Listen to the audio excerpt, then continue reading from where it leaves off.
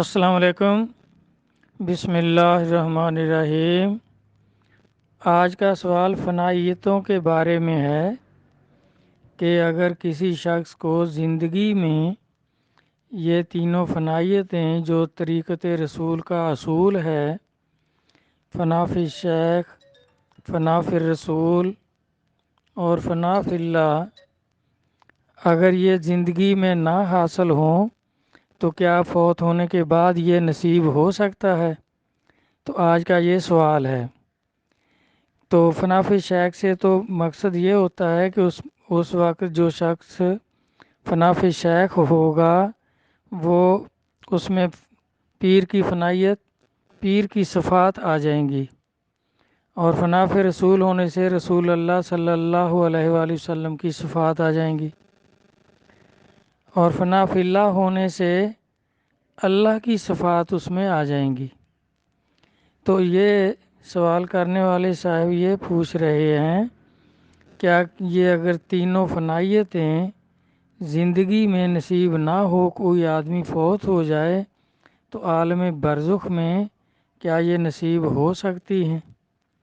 تو میرا بھائی، یہ سیدنا عبدالحی قطب عالم قدس اللہ سر العزیز اپنی سیرت فخر العارفین میں فرماتے ہیں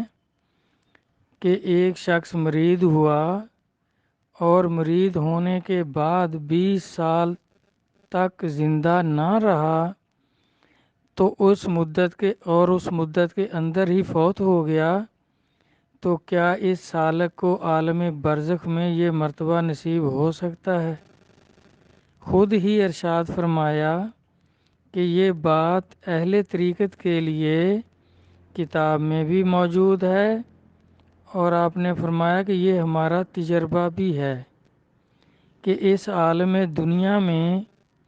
اگر سالک نے ترقی کا ابتدائی زینہ حاصل کر لیا، یعنی فنا فی الشیخ ہو گیا، تو عالم ارواح اور عالم برزخ میں اس کی ترقی جو ہے وہ جاری رہے گی اور برابر ہوتی رہے گی۔ یہ عالم بھی اللہ کا ہے اور وہ عالم بھی اللہ تعالیٰ کا ہے۔ اگر خدا چاہے اور رحمت ایزدی شامل حال ہو تو یہ مرتبہ حاصل ہو سکتا ہے اور ترقی جاری رہ سکتی ہے۔ حضرات انبیاء علیہ السلام اور اولیاء کرام کے درجات کی ترقی ظاہری زندگی اور وصال کے بعد ہمیشہ جاری رہتی ہے۔ جس طرح عام آدمی کے لیے بھی اس کے مراتب تو طے نہیں ہوں گے، لیکن اس کو بھی فائدہ ہوتا ہے، اس زندگی میں بھی فائدہ ہو سکتا ہے۔ جس طرح نبی علیہ الصلوۃ والسلام کی حدیث مبارکہ ہے کہ میری امت کے کتنے لوگ ایسے ہوں گے جب وہ فوت ہوں گے تو دوزخی ہوں گے، اور جب حشر میں اٹھیں گے تو جنتی ہو چکے ہوں گے۔ تو صحابہ کرام نے عرض کیا یا رسول اللہ صلی اللہ علیہ وآلہ وسلم، تو یہ کیسے ہوگا؟ کیونکہ جو آدمی فوت ہو گیا اس کے اعمال تو ختم ہو گئے، اب تو وہ کوئی عمل نہیں کرے گا۔ تو آپ نے فرمایا اس کے عمل تو ختم ہو گئے، لیکن پیچھے جو ہم باقی ہیں اس کے کوئی رشتہ دار ہوں گے، اس کے شاگرد ہوں گے اور اس کے دوست ہوں گے، وہ اس کے لیے پڑھ کر کچھ نہ کچھ ہدیۃً بھیجیں گے، تو اس سے اس کے گناہ معاف ہوتے رہیں گے اور قیامت تک وہ جنتی ہو چکا ہوگا۔ تو اس طرح میرا بھائی، یہ بزرگوں کے مراتب بلند ہوتے ہیں، اور گناہ گاروں کے اگر کوئی ان کے پیچھے ایصال ثواب کرتا ہے تو ان کے گناہ معاف ہوتے ہیں اور ان کے بھی یہ بخشش کا بہانہ بن جاتے ہیں۔ اللہ تعالیٰ قرآن پاک میں فرماتے ہیں بے شک اللہ تعالیٰ اور فرشتے نبی علیہ الصلوۃ والسلام پر درود بھیجتے ہیں، اے ایمان والو تم بھی نبی پر درود و سلام بھیجو، یعنی طلب رحمت کی دعا کرو، ہم ان پر رحمت نازل کرتے رہیں گے اور ان کے مرتبوں کو بلند کرتے رہیں گے۔ یہ آیت پاک جو ہے یہ دلیل ہے کہ جب نبی علیہ الصلوۃ والسلام پر درود بھیجنے سے رحمت کا نزول ہوتا ہے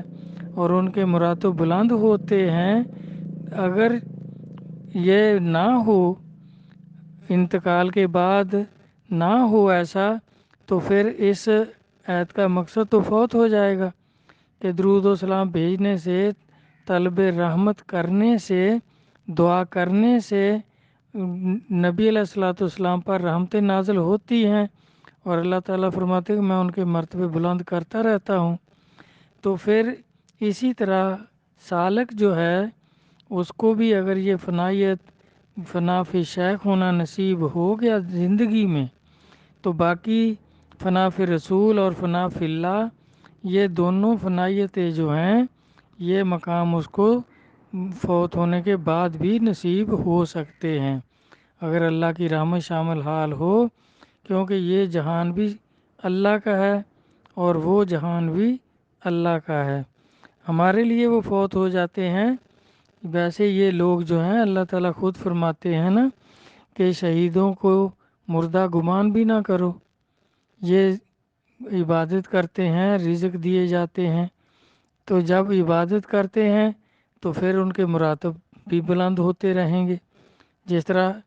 معراج شریف کی جو حدیث پاک ہے اس میں نبی علیہ الصلوۃ والسلام فرما رہے ہیں کہ جب میں موسیٰ علیہ السلام کی قبر پر سے گزرا تو موسیٰ علیہ السلام اپنی قبر میں نماز پڑھ رہے تھے، کیونکہ یہ لوگ یہ مردہ نہیں ہوتے، ان کے لیے اللہ تعالیٰ فرماتے ہیں کہ ان کو تو مردہ گمان بھی نہ کرو، کیونکہ یہ انہوں نے بڑا جہاد کیا ہے۔ حالانکہ شہید تو کفار سے جہاد کر کے، چھوٹا جہاد کر کے وہ بھی زندہ ہو جاتے ہیں، ان کو ایسی زندگی ملتی ہے جس کے بعد پھر موت نہیں۔ تو یہ جو لوگ ہیں اولیاء کرام اور انبیاء علیہ الصلوۃ والسلام، انہوں نے تو بڑا جہاد کیا ہے، نفس کے ساتھ جہاد کیا ہے، جس کو نبی علیہ الصلوۃ والسلام نے فرمایا کہ یہ جہاد اکبر ہے، اور کفار کے ساتھ جہاد جو ہے وہ جہاد اصغر ہے، کہ وہ تو جاتے ہی 2 منٹ میں بھی کام ہو سکتا ہے، جاتے ہی کوئی تلوار لگ گئی یا فیر لگ گیا، شہید ہو گیا تو وہ شہادت کے مرتبے کو پہنچ گیا۔ تو یہ ساری عمر کا جہاد ہے، اس لیے اس کو جہاد اکبر کہتے ہیں کہ نفس کی خواہشوں کو روکتے رہنا، اس کے ساتھ جہاد کرتے رہنا، پھر اس میں جو کامیاب ہو جاتے ہیں تو وہ ولایت کو پہنچتے ہیں، وہی فنا فی شیخ اور فنا فی رسول اور فنا فی اللہ ہوتے ہیں۔ تو ان کے بارے میں اللہ تعالیٰ فرماتے ہیں کہ ان کو مردہ گمان بھی نہ کرو، اور نبیوں سے ثابت ہے کہ یہ اپنی قبروں میں نماز پڑھتے ہیں۔ تو اسی طرح اولیاء کرام بھی جن کو یہ مراتب نصیب ہو جاتے ہیں، ولایت نصیب ہو جاتی ہے، اللہ کی معرفت نصیب ہوتی ہے، تو وہ بھی زندہ ہیں، شہید ہیں، تو وہ جب عبادت کرتے ہیں اپنی قبروں میں بھی عبادت کرتے ہیں، اور پیچھے ان کے تعلق والے لوگ ان کی نیاز فاتحہ کرتے ہیں، خیرات کرتے ہیں، قرآن پڑھ کر بخشتے ہیں، تو ان کے مراتب بھی بلند ہوتے رہتے ہیں۔ تو اس طرح ان کے یہ جو 2 فنائیتیں اگر زندگی میں نہیں ہوئی تو فوت ہونے کے بعد بھی ہو سکتی ہیں۔ تو اس طرح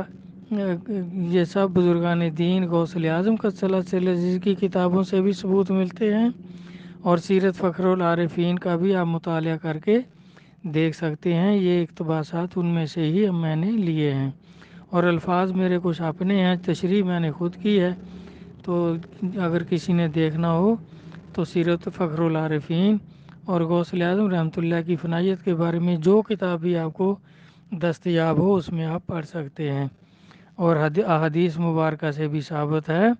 کہ نبی علیہ الصلوۃ والسلام فرما رہے ہیں کہ موسیٰ علیہ السلام اپنی قبر میں نماز پڑھ رہے تھے۔ تو اس طرح یہ پہلی فنائیت یہ اگر نصیب ہو گئی زندگی میں، فنا فی شیخ ہو گیا، تو پھر اس کے